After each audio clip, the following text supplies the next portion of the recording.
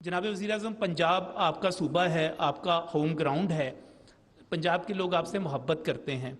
आपने मेहरबानी की, तनख्वाहों में 35% इजाफा किया गया और पेंशन में 17.5%। लेकिन पंजाब में 30% इजाफा हुआ, वो भी इनिशियल बेसिक की तरफ ले जा रहे हैं।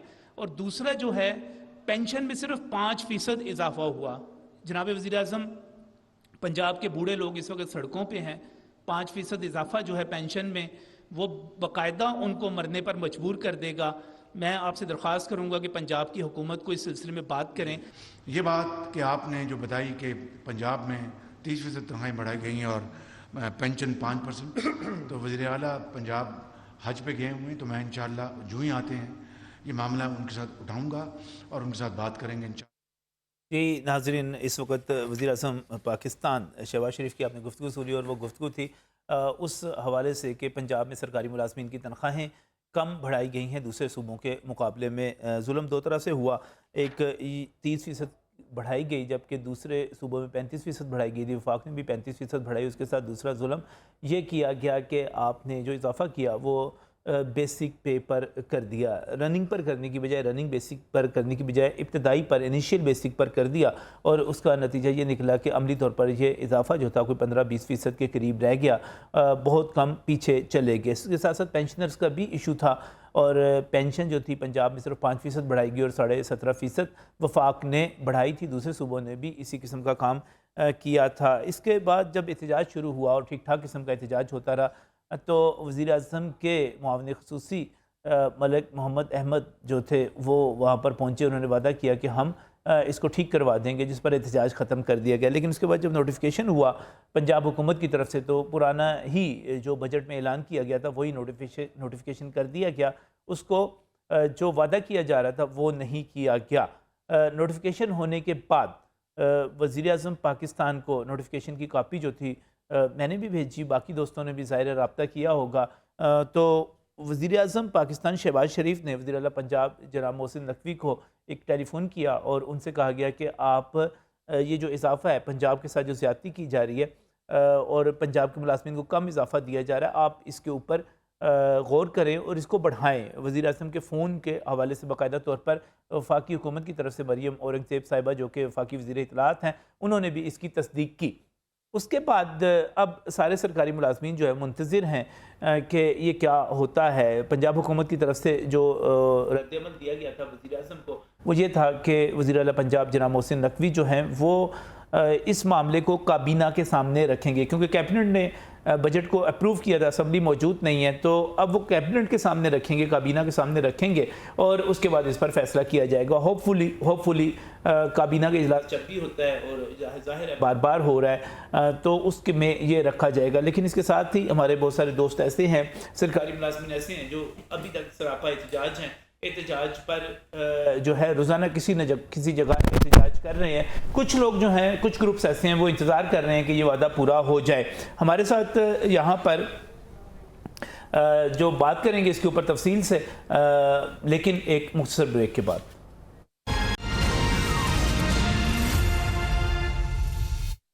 नाज़रीन, वज़ीर पाकिस्तान के टेलीफोन के बाद वज़ीर पंजाब मोहसिन नकवी ने ये यकीन दहानी करवा दी है कि मामला जो है कैबिनेट के सामने रखा जाएगा और उसके बाद सरकारी मुलाजमीन की तनख्वाहों में वफाक के बराबर इजाफा होना और पेंशन में भी उसके बराबर इजाफा होना जो है वो वहाँ से अप्रूव करवाया जाएगा। हाजी मोहम्मद इरशाद जो कि आल पाकिस्तान क्लर्क्स एसोसिएशन के प्रेसिडेंट हैं, हमारे साथ यहाँ पर स्टूडियोज़ में मौजूद हैं। हाजी साहब, एक चीज़ चल रही है और वज़ीर आज़म ने एक फ़ोन भी कर दिया है और वज़ीर आला पंजाब मोहसिन नकवी ये कह रहे हैं कि हम इसको कैबिनेट में लेकर जाएंगे, लेकिन इसके बावजूद मैं देख रहा हूँ कि आप हर रोज़ किसी ना किसी जगह पर एहतजाज कर रहे हैं। आज भी आप इलामा इकबाल मेडिकल कॉलेज में जिना हॉस्पिटल में मौजूद थे, वहाँ पर आपने एहतजाज किया, तो आप इंतज़ार क्यों नहीं कर रहे?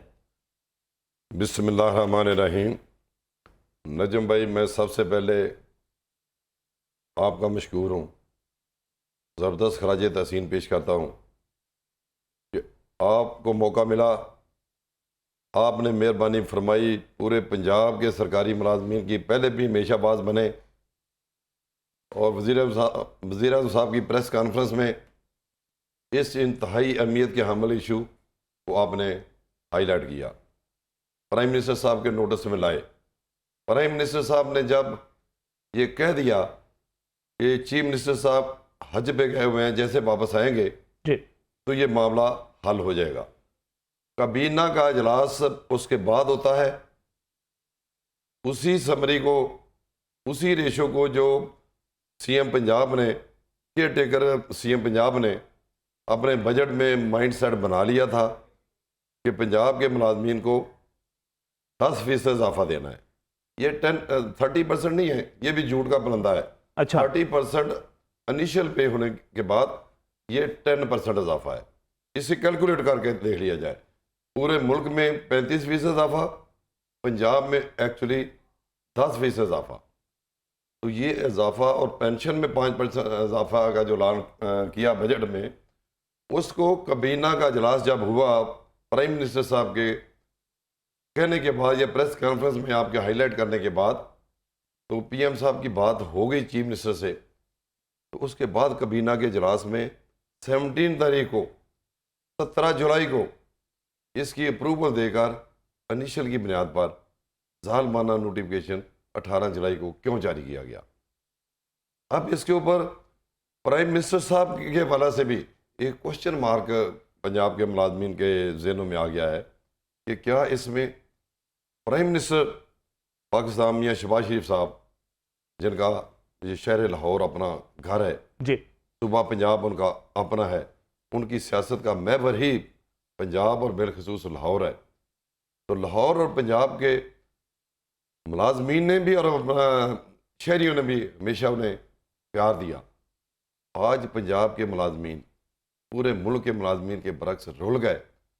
मुझे उम्मीद थी, हमारा धरना भी ख़त्म करवाया गया, दीगर एक धरना था मलिक अहमद खान साहब ने भी ख़त्म करवाया, लेकिन मुझे बिल्कुल ये डाउट था कि ये मामला हल ऐसे नहीं होने वाले। इसमें शायद इसहाक डार की वसातत से IMF का कोई दबाव है। तो मुझे ये बड़ी हैरानगी हो रही है कि नजम भाई, सरकारी मुलाजमीन, छोटे सरकारी मुलाजमीन को तादाद के अतबार से ज़्यादा तादाद करार देते हुए बोझ करार दिया जा रहा है सिर्फ पंजाब में, नहीं किसी और जगह पे नहीं लेकिन है। IMF का दबाव हो तो वो सिंध हुकूमत पर भी हो, खैबर सिंध पे भी पख्तूनख्वा हो, की दीगर हुकूमत हो, सूबों में वफाक भी हो, पर भी हो, लेकिन ऐसा नहीं है। वो दबाव सिर्फ पंजाब पर ही, अगर कोई IMF का दबाव है तो वो सिर्फ पंजाब पर ही क्यों है? क्यों है? तो इसीलिए हम परेशान हैं कि फिर ये नोटिफिकेशन जो है 18 जुलाई को मुलाजमीन नहीं, लेकिन मेरा ख्याल है प्राइम मिनिस्टर ने जो फ़ोन किया है वो नोटिफिकेशन होने के बाद, फिर उसका नोटिस लेते हुए उसके बाद किया, 18 जुलाई को किया। जब सेम डे नजम भाई, जब ये नोटिफिकेशन हुआ तो हमें पहले से खदशा था कि ऐसा ही होगा।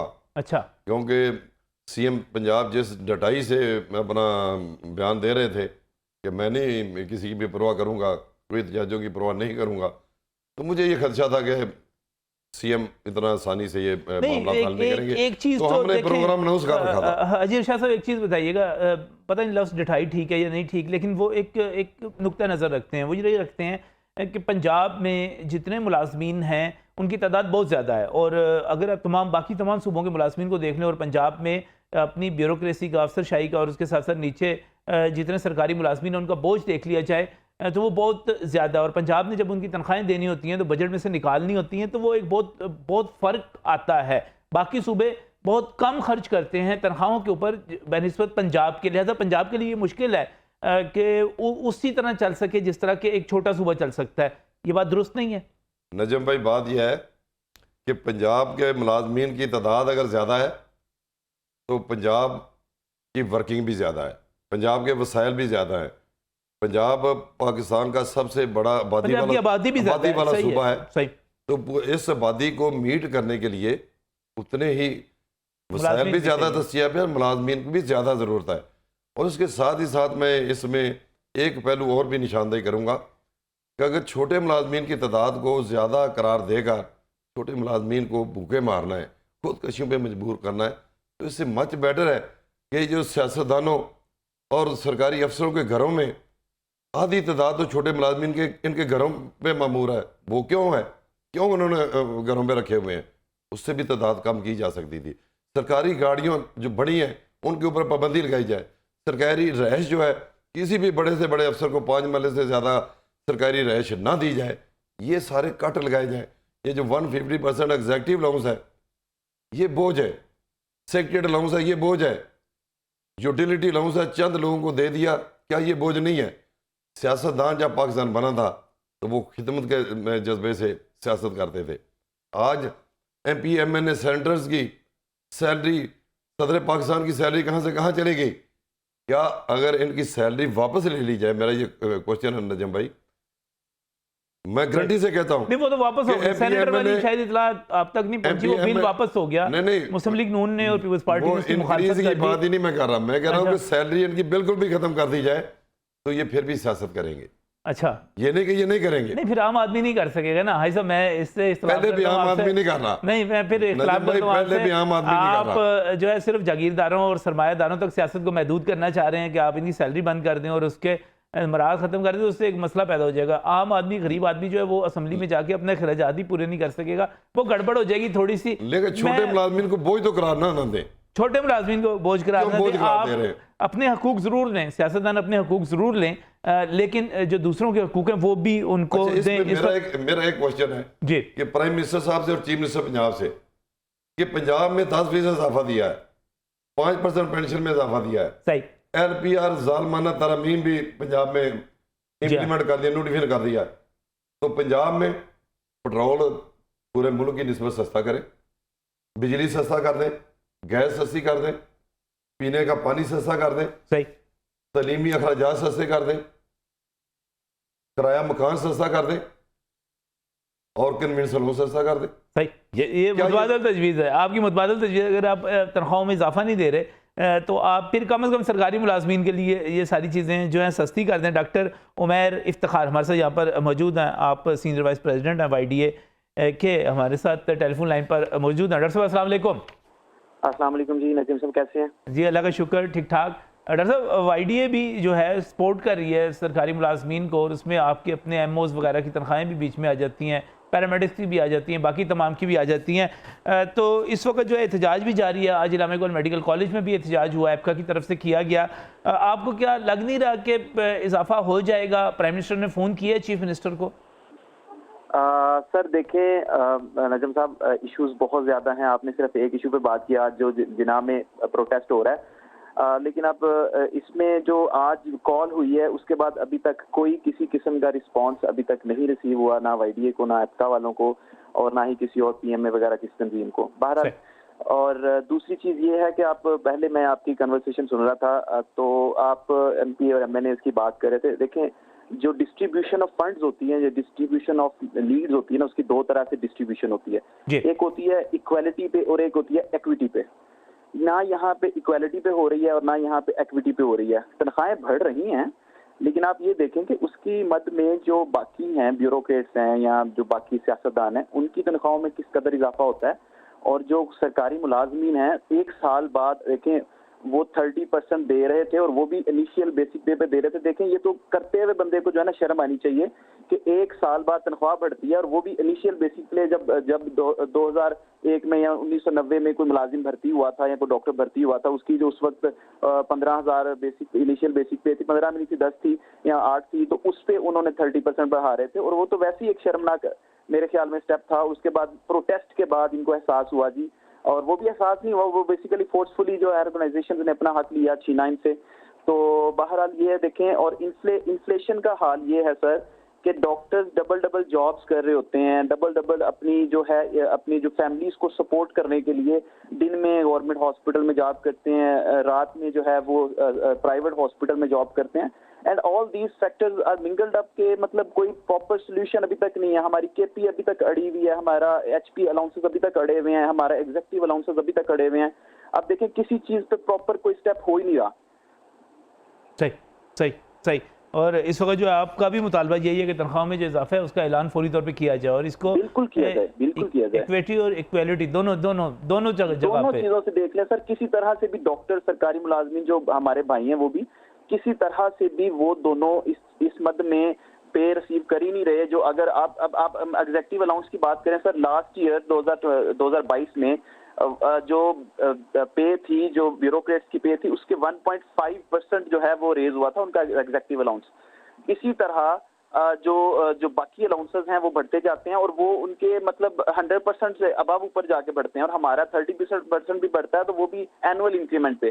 तो हमारे केपीआईज हैं वो देखें पाइपलाइन से निकल के फुल एक कंप्लीट जो है ना वो फॉर्म वो असेंबली से अप्रूव भी हो चुके हैं, सारा कुछ हो चुका है। उसके ऊपर जो ऑब्जेक्शन थी वो सारा कुछ क्लियर हो चुका है, वाईडीए की, गवर्नमेंट की, सारा कुछ। एक जो लाए अमल था वो तैयार हो चुका है।